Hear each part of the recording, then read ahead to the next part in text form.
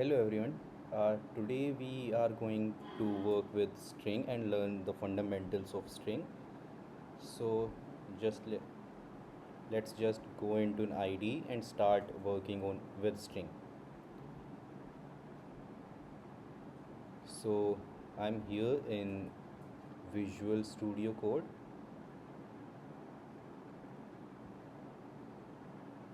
As you can see, uh, just wait a minute and let me just do it like it. So so we would start working with the definition. What is a string? How does we can perform operations onto it? So let's just start. Fir- Let's just make a Python file. First of all, you have to download Python into your machine. You can directly do it by going from the Python website, not Python compiler, just Python. From python.org you can download Python into your system. Choose the latest version, otherwise you can also choose the specific version you want. So let's just start with, first of all, how does you represent a string? Take any variable. For example, we are taking s. Let's just increase text size for a bit. So you can either choose double quotes or single quotes. Both of them will work in case of Python. So let's just choose a string to show you how you can perform different operations onto it.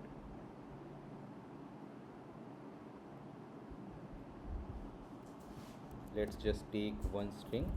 Let's just take some numbers.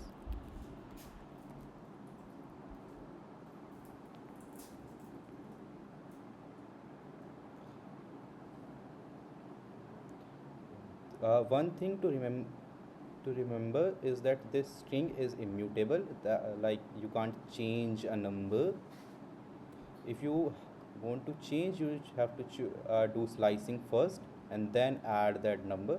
We will later on see how we can do that. You have now you know how to create a one line string. You can also create a multi-line string by using three quotes. Now as you can see, I can create multi-line strings without a problem. But we are dealing with one line string only. So first of all, we will see what is indexing.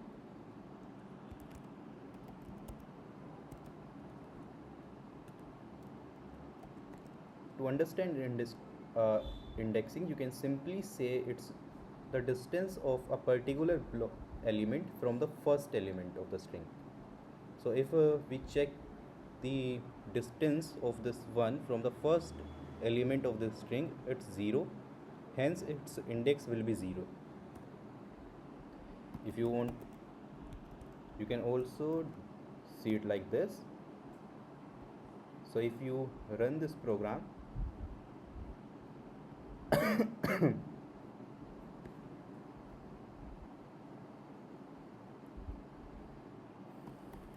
if you do python 3 main.py, you can see the output we get is 1. It's same for you can also change it according as you want. Let's just run it again.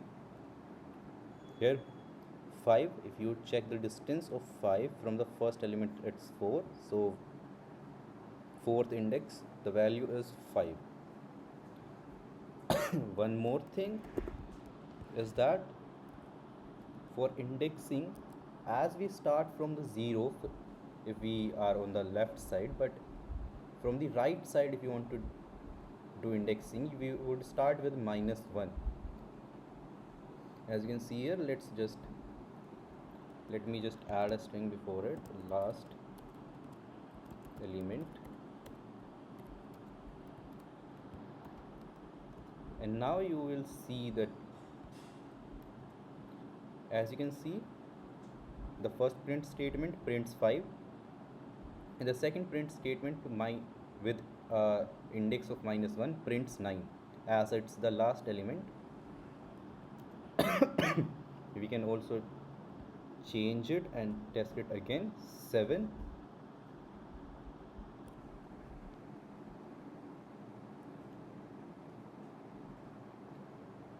Now there is another thing related to indexing, which is slicing.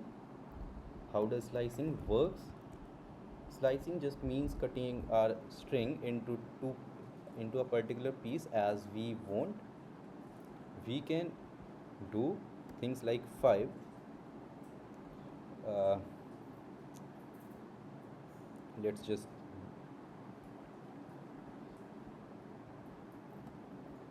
if we see that we get all the elements till the 5th position.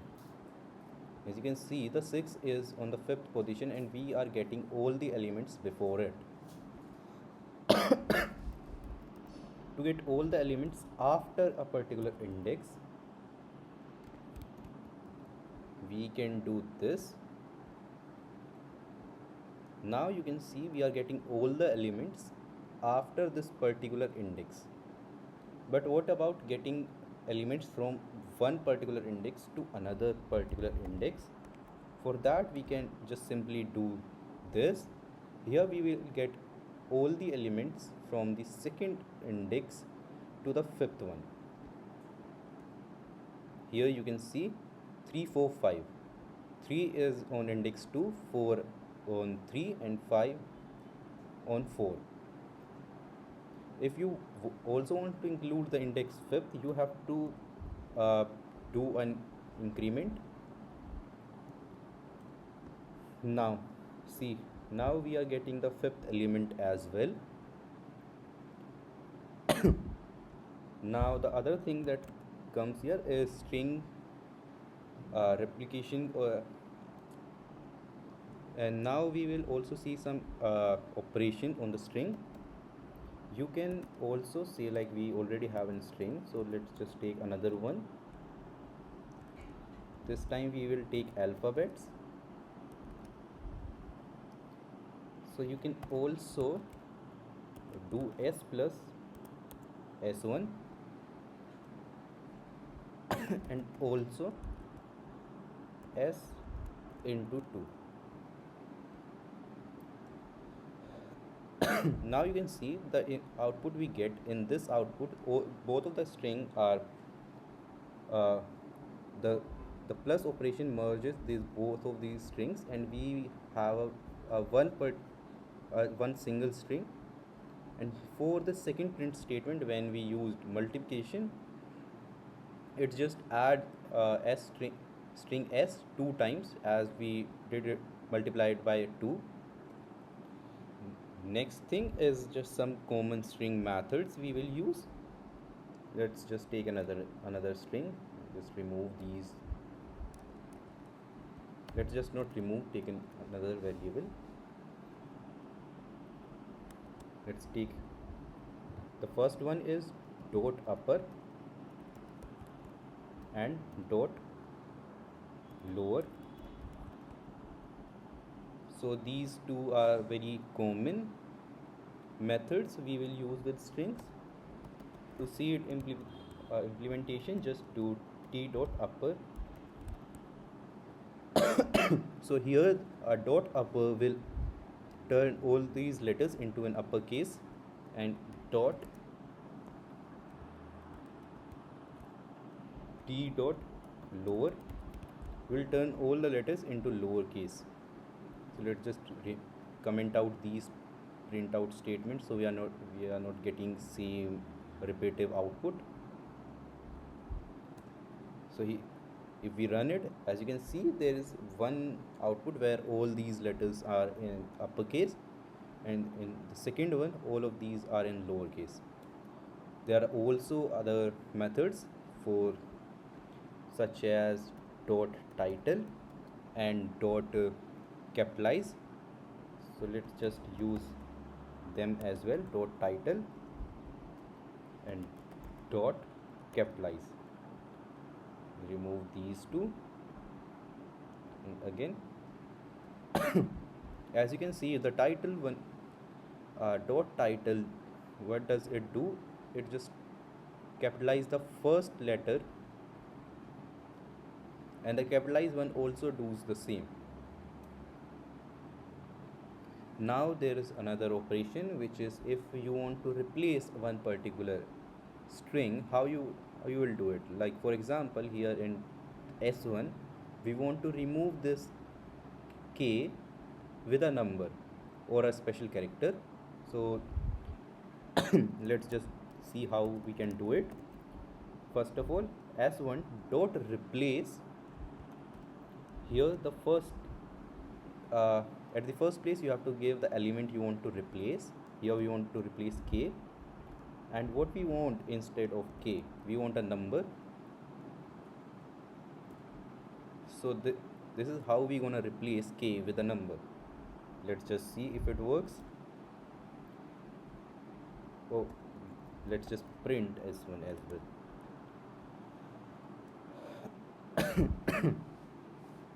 As it doesn't do anything. Let's just see why. S1 has a number k in it.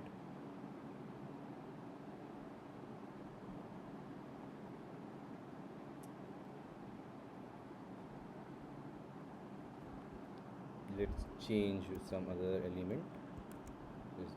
Let's see if it works with that. It's not working.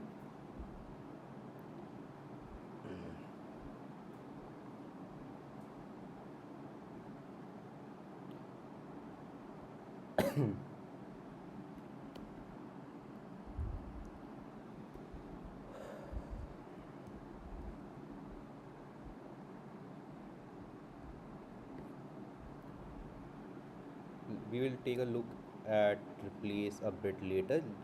Let's just see about others. There is a dot split dot split operator. By default, this operator will split on the basis of a space between two words, like here, but you can also give it a character, like such as a comma or a full stop. We will see it's working when we will start working with list. If you want to use it, it will be s dot split. By default it will split by space, or you can give it anything you want. There is one more thing, that is s dot split.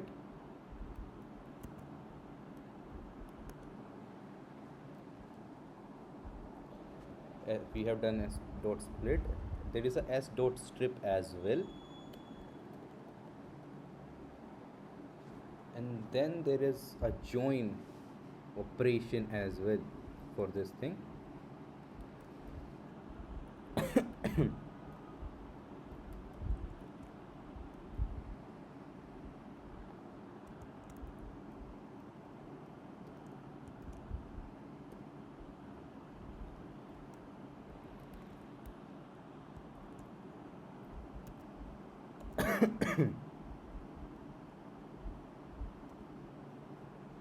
So what does join do? Join performs this operation on the basis of s.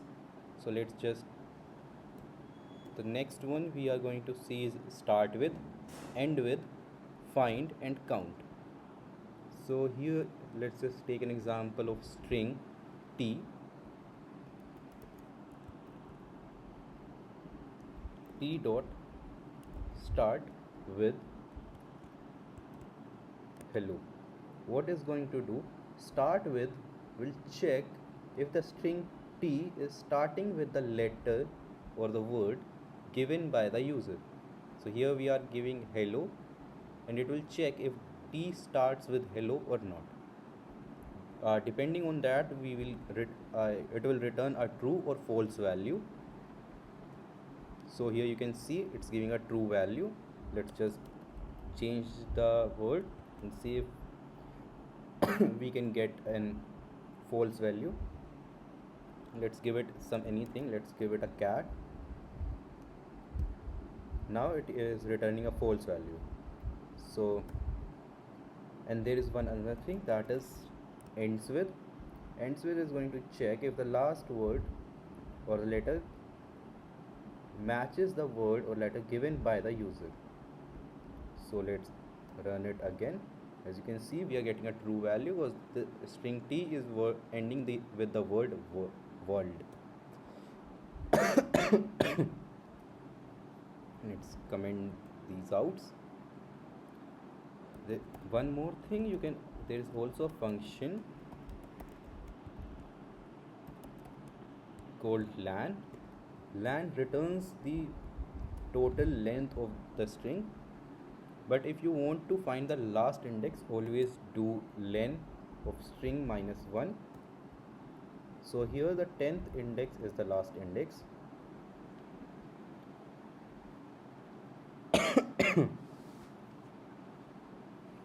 we for There are also other things as well with this. There are some other operations such as is, digit, dot, is num,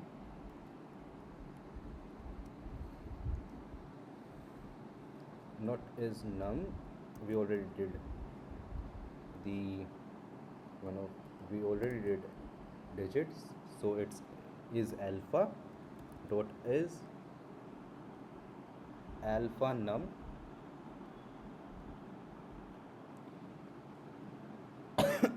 so let's just see how these three works. So what is digit is going to do, it will check if that given element is a digit or not. Depending on it, that it will return a true or false value. Same with is alpha, it's going to check if that value is an alphabetical value or not. Is num is going to check if that value is a numeric or a alphabetic value or not. So let's just see. Let's do it with t.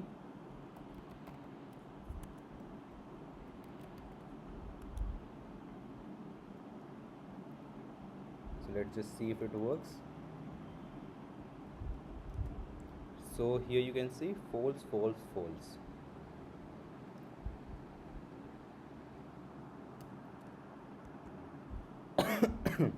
So as you can see, we had a space in this value, so even is alpha didn't work here. Is alpha also returned the value false. Now we have removed the space and let's just see.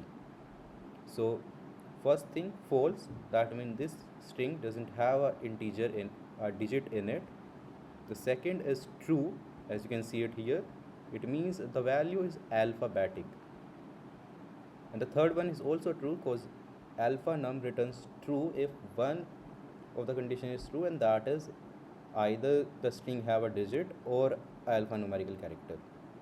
So let's just put a special character here. As you can see, we put underscore. Now this thing will be false again because this character is not a digit, neither so let's just uh, move ahead. Now there are few more operations left we have to do. As I said in the starting, the strings are immutable. So what you are going to do if the string is immutable? How you gonna change it? Let's redefine s hello. If you have to change this first letter, how you are going to change it? So if you do s0 equals to, going to just take some another value k, this thing won't work. It is going to throw an error because strings are immutable. You can't change a value like this. What you have to do, Either you can use the replace function, or as I told you, the add operation will merge two strings, so we will take two things from the index 1 till the end of s plus k. Store this value again in the variable name s. So let's just run it. It ran perfectly without use forgot to pass the print statement. Now you can see we have changed the first element of the string. As we have done these things, I have some questions. Please look at those questions and practice them. Here they are. There are 10 questions. We will also do their solutions.